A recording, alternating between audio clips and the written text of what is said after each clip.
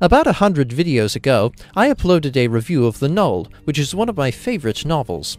In this video, I made the big mistake of falsely stating that Alan Aldridge wrote the novel. I was contacted by author Steve Boyett, using the channel DJ Steve Boy, who informed me that Aldridge only provided the idea and illustrations, and Boyett was the one who actually wrote most of The Gnole. This is even explained on the inside front cover of the book. I feel quite embarrassed to have made such a fundamental mistake on a book that I cherish so much. I wanted to make this video to reiterate my love for The Gnole and to apologize to Steve Boyett for misattributing his great work. But that's not the only reason I'm here. Mr. Boyett told me that Stonebridge Productions bought the rights to a Gnole movie but soon had to liquidate its assets. If enough people read and enjoy The Gnole, then a film adaptation may become a possibility again, and here are my suggestions for how it should be handled. First off, I don't think that The Gnole should be made into a family movie. Though the novel is filled with wacky humor, there are many dark, disturbing moments that may upset children. The novel is also very epic in scope, with a rich mythology encompassing Atlantis and a narrative shifting from nature to civilization and back again. The Gnole is a novel for adults, and the experimentation forced on Fungal, Crucifer's slipping sanity, Theverat's malevolence, and the grotesque creatures Fungal encounters on his travels would be unsuitable for kids. A film version of The Gnole would be better off as a fantasy drama.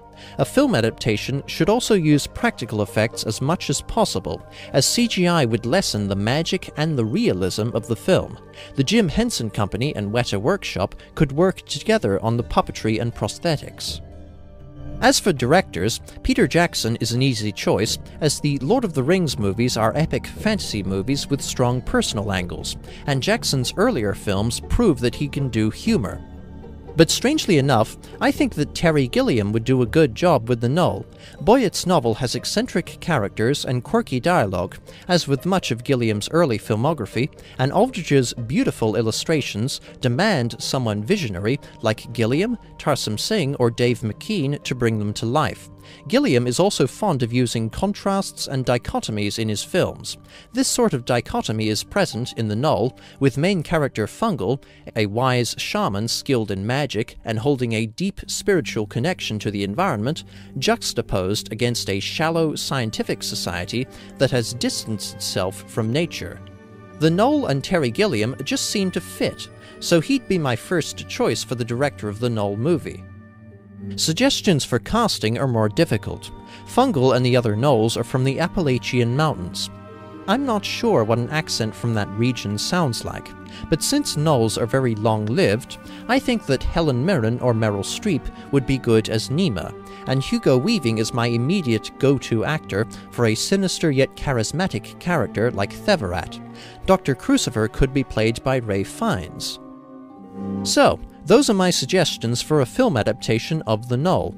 I do very much want to see The Gnole made into a movie. If put in the right hands, this could be a magnificent translation of a wonderful novel. Do you hear that, Terry Gilliam? This is your call. Make this movie. But for now, as The Gnole is a largely forgotten novel, I urge you to read it. Hopefully, you'll enjoy it as much as I did. At this point, a missed movie is closer to reality, but if the Gnole fanbase grows large enough, a film adaptation may eventually see the light of day. Thank you for watching. Cheers.